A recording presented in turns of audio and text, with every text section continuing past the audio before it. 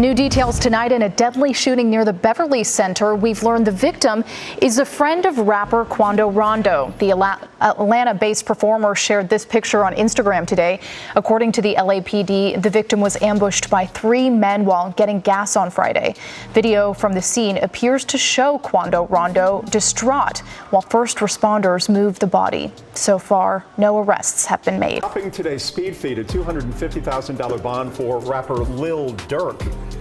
Durk Banks is charged with attempted murder in Fulton County in connection to a shooting outside of the Varsity in February. The judge today ordered the Chicago rapper to wear an ankle monitor and follow curfew restrictions, but the judge stopped short of ordering house arrest due to the nature of the rapper's career. Another condition of release: Banks cannot have a gun, even a replica or a toy. Banks denies shooting the man who survived.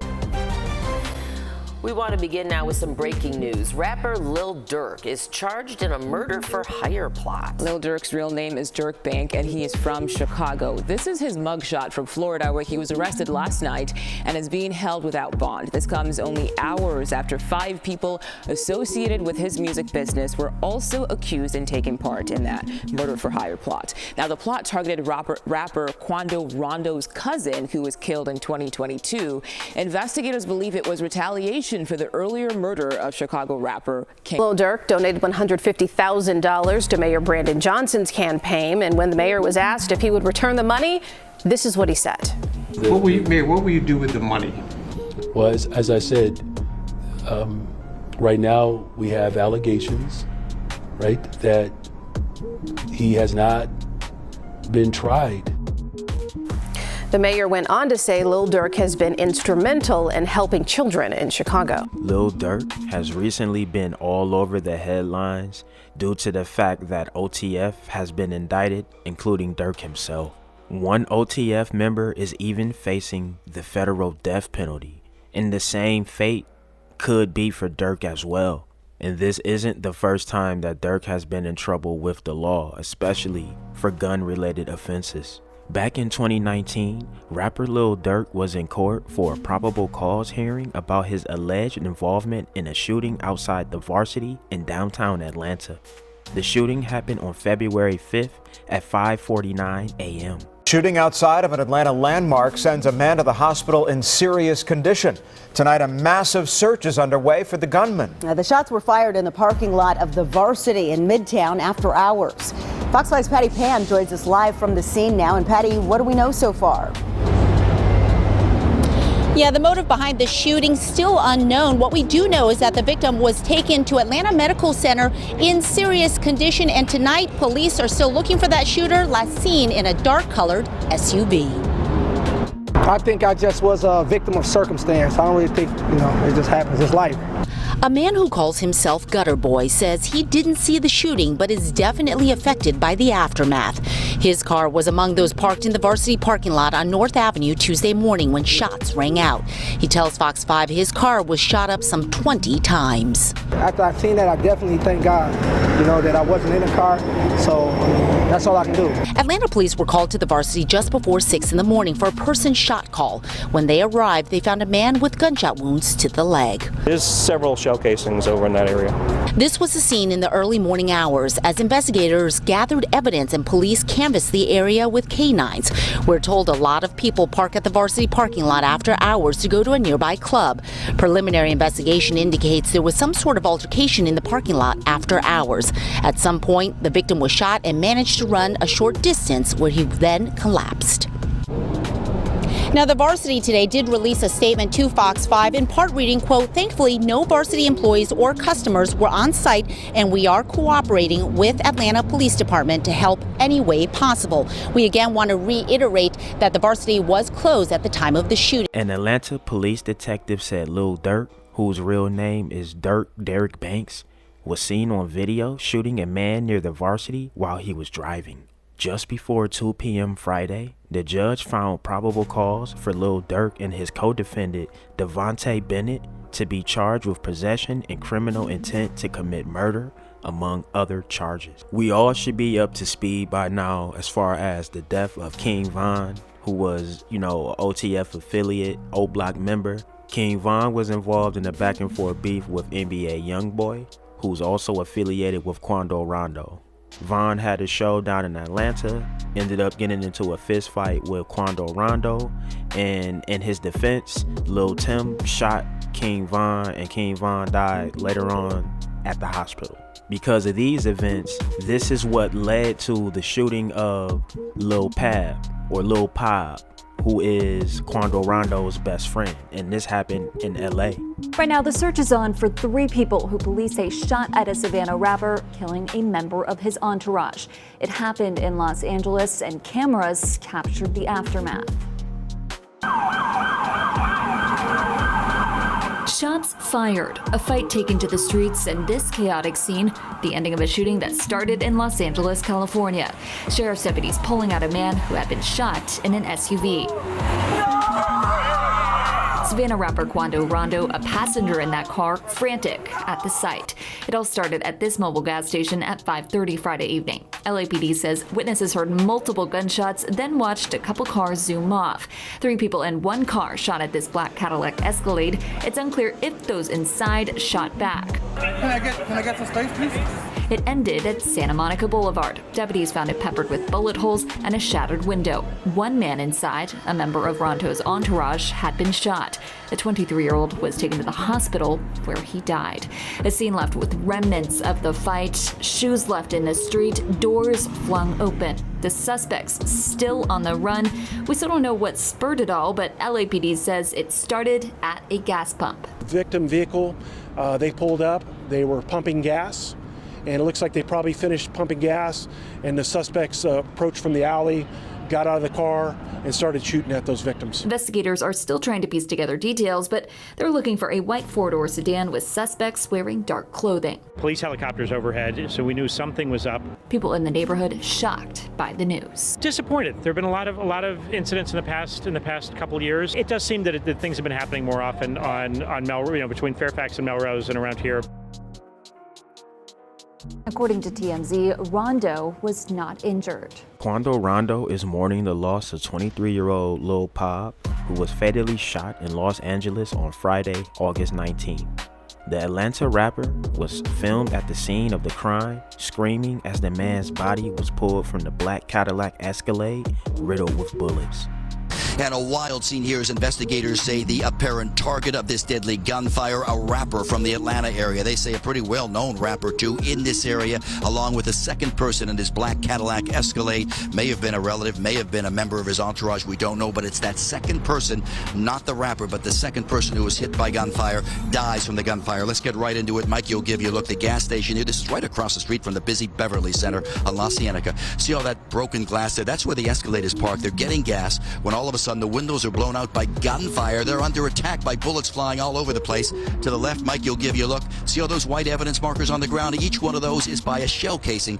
Gives you an idea how many rounds are fired. Police say in that alleyway, the white vehicle pulls up, 3 men get out, and they start firing at will, blasting away, targeting that black SUV, the rapper, and his second person inside. Up top, Sky Fox, a better look at this area so you can imagine the chaos here. It's right across the street, catty corner from the busy Beverly Center. About 5:40 in the afternoon, rush hour traffic going by on La Cienega. Shoppers at the Beverly Center, and you have bullets flying like crazy here. 3 gunmen firing at will at that black SUV. Hit several times, and they drive off trying to make a getaway to get away from the bullets that are flying. Some more video now. Ground video gives you an idea of how this plays out. So once that SUV is hit by the gunfire, they take off, they hit the gas, and they drive a few blocks away into West Hollywood. They wind up stopping over at Santa Monica and San Vicente, right in the very heart of West Hollywood. You know, over there by the sheriff's station, also by the West Hollywood Park. They pull over there because the wounds to the man who was hit inside the Escalade too severe. He's bleeding.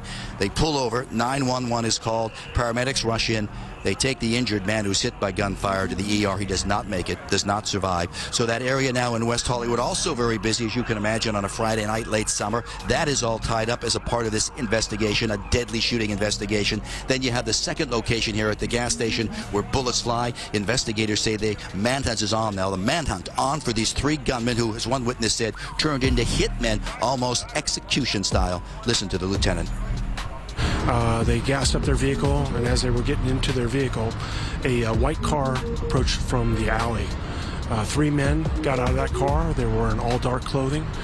They approached, fired numerous shots, and then left in that white car going eastbound in the alley north of Beverly.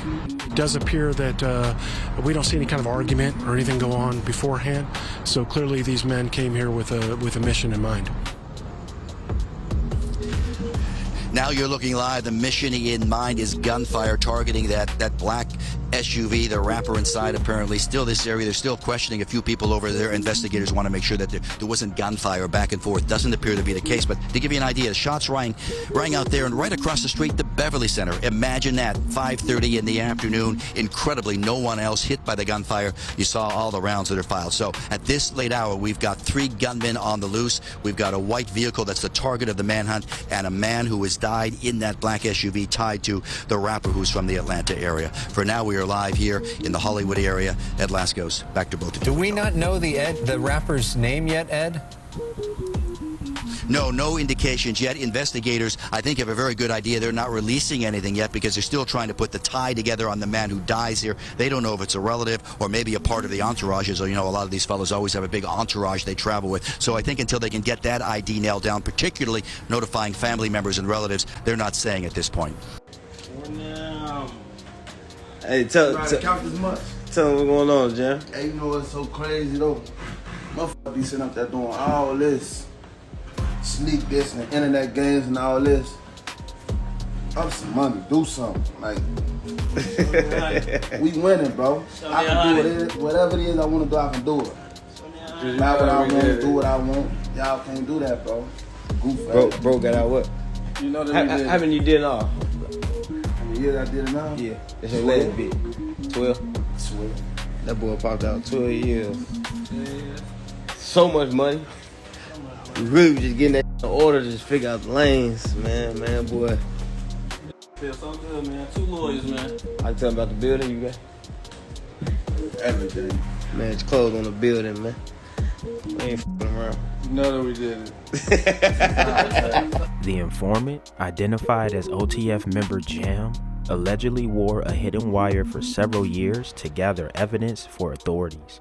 Jam, who was released from prison in 2022 after serving 12 years for attempted murder, reportedly provided information directly linking Banks to the murder for hire scheme against Rondo, born Tyquane Terrell Bowman.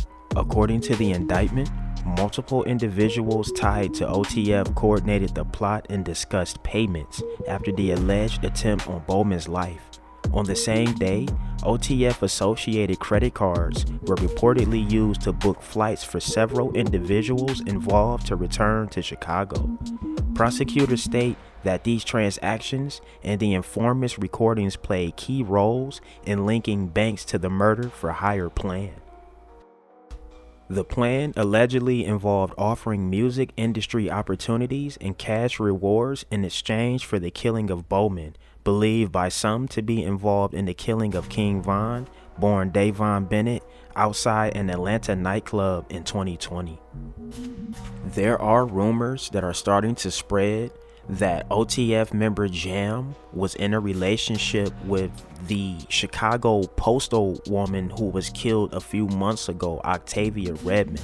At that time, she was on a case as a witness, and the rumors at that time that started to spread way before the Durk indictment and everything like that, the rumors that surrounded her death was she was taken out basically to be silenced on not speaking on a case that was going on that she was a witness for.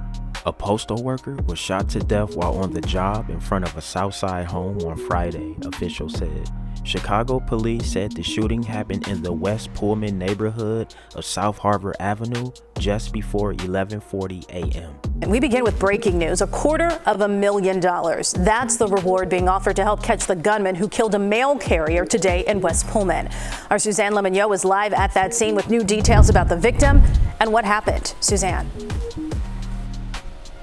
Erica, I want you to take a look right here behind me. Now you are going to see the postal truck still here at the scene. Next to that truck, you see a large number of U.S. Postal Service police investigating this murder. The postal worker was standing in front of a home right at that intersection when she was shot by someone multiple times. We have a gunshot wound to the right side of the neck, 2 gunshot wounds to the hip, and 1 to the, I'm not sure how many to the chest, but she was shot on the chest. Postal worker Octavia Redmond was taken to Christ Hospital where she died. Redmond, who was 48 years old, was in front of a home near West 122nd Street and South Harvard Avenue just after 11 this morning. That's when police say an unknown man walked up to her and started shooting.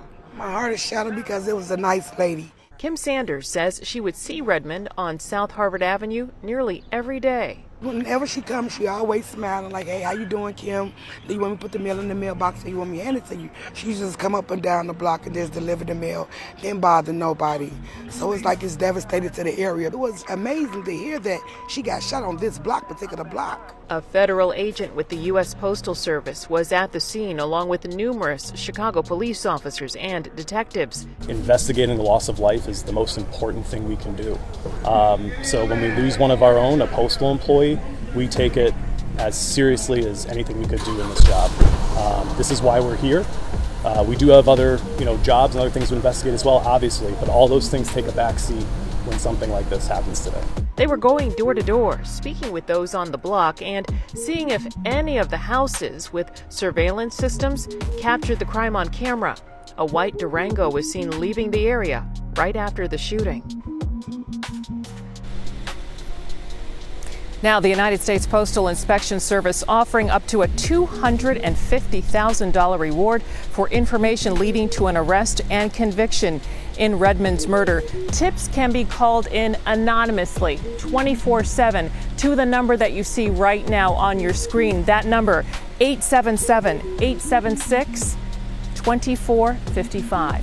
After getting justice 9 months ago, when 6 people were found guilty for FBG Duck's murder, the rapper's mother is now seeking out civil repercussions. On Wednesday, October 9th, the Chicago Sun-Times reported Lashina Weekly filed a lawsuit holding rappers Lil Durk, Kavon, and others responsible for Duck's slaying in August of 2020. Duck was shot and killed while shopping with his girlfriend in Chicago's Gold Coast area. Defendants in the lawsuit include Durk, the late Kavon's estate, their record labels, the city of Chicago, Dolce & Gabbana, and 2 private security firms, and the 6 men convicted for the brazen daylight killing. Lawsuit seeking to hold a rapper from Chicago accountable in the killing of another artist in 2020. The complaint also accuses the city of Chicago of willful misconduct.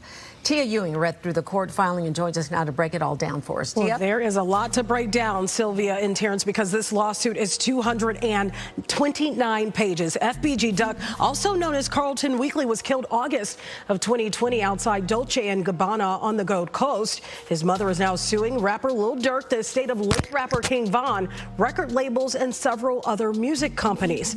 The word profit is used 102 times in the suit, claiming the music companies threw money behind rapper Lil Durk and Kavon because it made them even more money by keeping the 2 gang feuds going. FBG Duck was an alleged member of the Flyboy gang, and Lil Durk and Kavon were allegedly part of the gang known as the Family. The 2 groups would put out diss tracks, increasing their popularity. It's also believed members were signed to music deals based on how they ranked in the gang. On page 2 of the lawsuit, it shows this image from an album released back in 2019 by only the Family, along with Alamo Records, Sony Music, and Interscope Records. Lawyers from Dinazulu Law Group says the chart reinforces the organized nature of the gang. We have laid out in our complaint time and time again numerous individuals associated and signed to these labels that were engaged in dangerous, violent activity, which led to August 4th, 2020.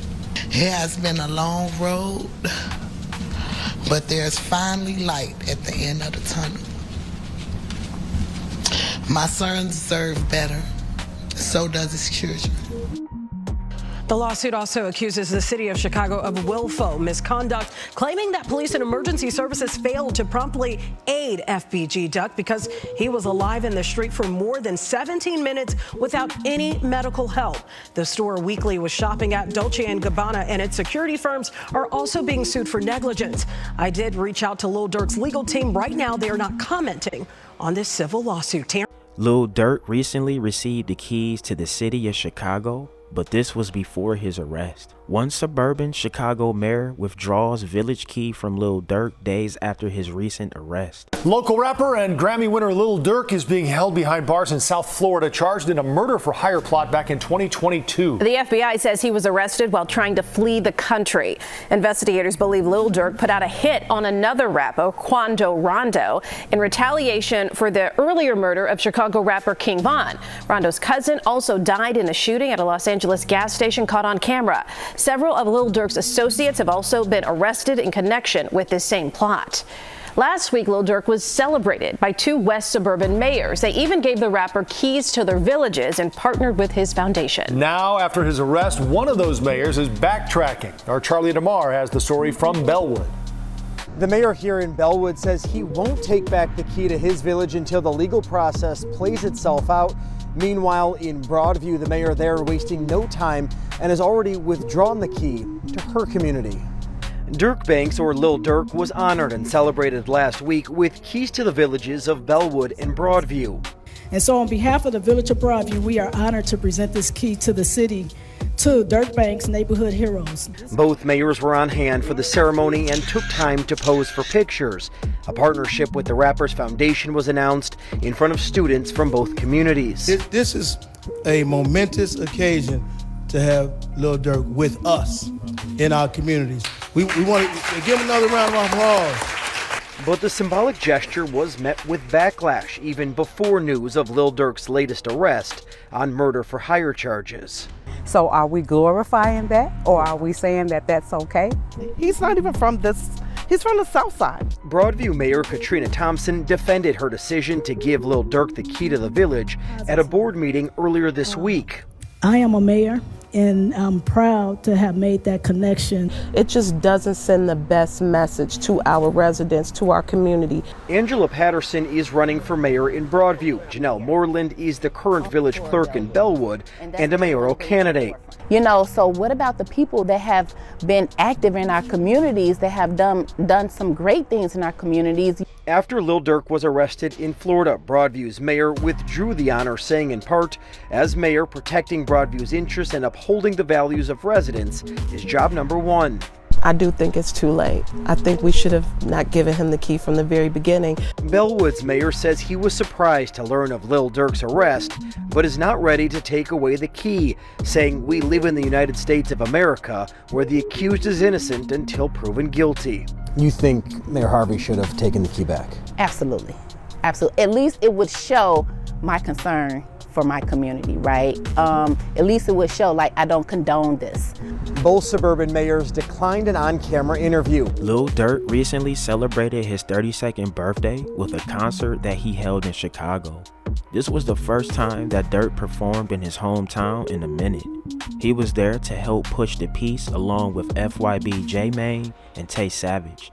This marked a monumental point in the Chicago drill scene because he hung a banner during the concert displaying all the fallen Chicago rappers who were killed. He even had a lot of his enemies on the banner, including FBG Duck. At that moment, the drill scene took a turn for the better with all the peace being pushed. The peace would be short-lived because the same night of the Lil Durk concert, a teen was shot and killed outside of the concert. The shooting death of an Elgin teen while walking to Chicago's United Center to see a Lil Durk concert has left his family devastated, his mother said Tuesday. He was truly the light in my life, as are his brothers, Doris Kendall said of her 18-year-old son, Jess, who was shot about 7 p.m. Sunday and pronounced dead at 2:50 a.m. Monday at Stroger Hospital in Chicago. Two other teenagers, 15 and 19, were also wounded in the shooting and taken to the same hospital. In fact, we just spoke with the brothers of the 18-year-old victim who was shot in his chest. They tell me that the 18-year-old was out with a group of friends headed to a Lil Durk concert at the United Center. Now, we do want to take you to video of the mass police presence at the scene from earlier tonight. They told me their brother and his friends were approached by a group of people on bikes and was shot after a struggle with the suspect's gun. This all unfolding just before 7 this evening near Walcott and Maple, just steps away from the United Center. Police say a 15-year-old boy was shot in the hand and was grazed in the abdomen. That teen is the only one listed in good condition. That 18-year-old man, who family members say is from Elgin, was shot in his chest, and a 19-year-old man was hit in the rib area. Both are listed in critical condition. Relatives say the suspects tried to mug the group of friends before shots were fired. Parked, they were waiting for their friends to arrive, and then 4 kids pulled up on them, had their guns out, 2 on divvies, 2 on feet, and then they go up to them and, they mug them. They pull his girlfriend's purse, make her empty out the pockets, then they go to him, make him hand over all his stuff and everything. They pistol whip him again and he goes to the ground. He grabs for their gun, from what his girlfriend has told me, and then they shoot him.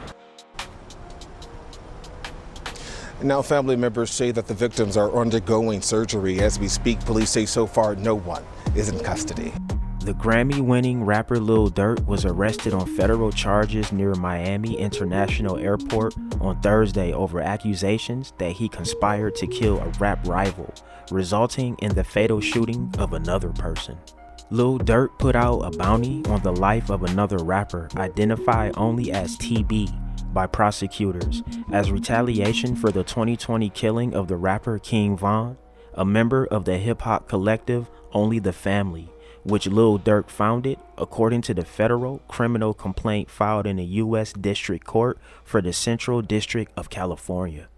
Federal authorities moved quickly over the last 48 hours to find and arrest Lil Durk, whose real name is Durk Banks. Prosecutors say Banks even tried fleeing the country after 5 of his alleged co-conspirators were arrested just this week.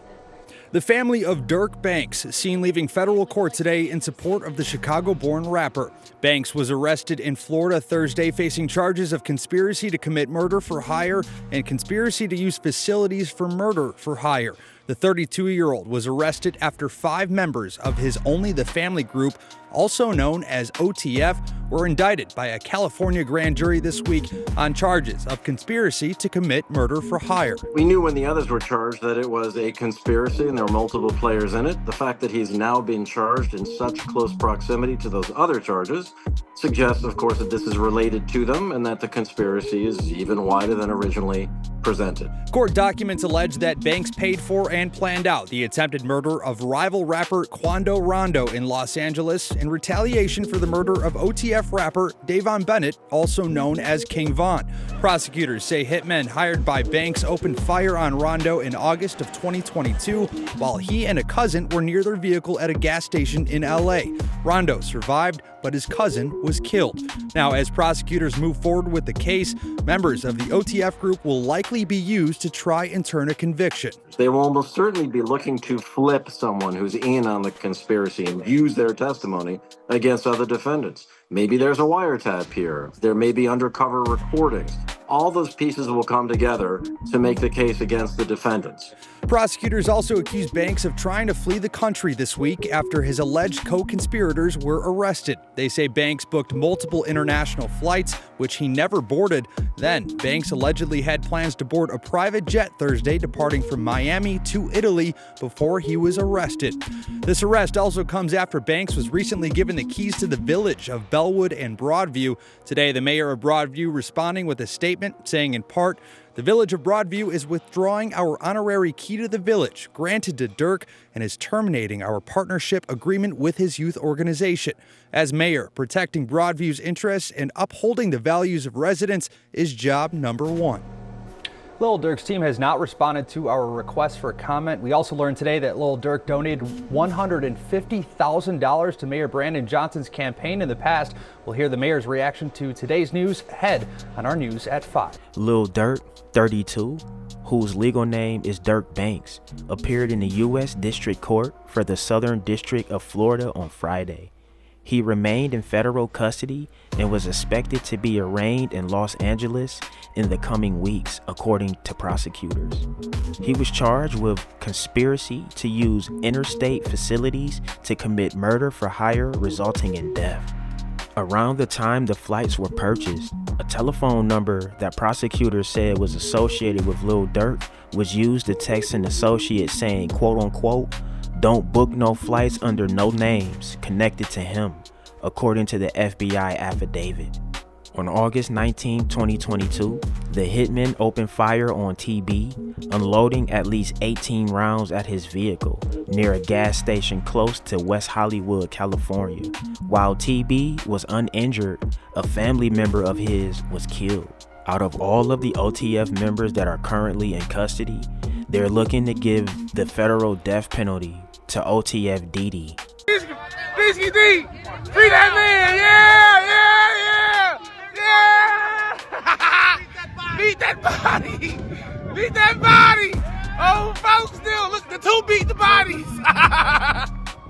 Oh, folks, Hey, Mom, stop playing, man. Play too much. J-Boy had to pop on, see what y'all on this month.